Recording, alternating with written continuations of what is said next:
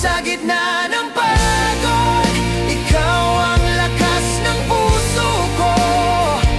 Kahit pagod at sugatan, basta't ikaw ang dahilan.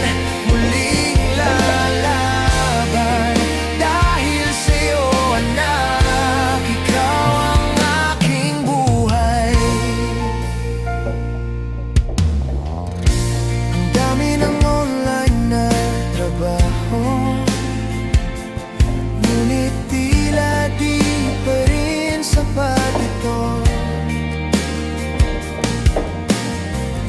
Pinipilit kong magtagumpay para may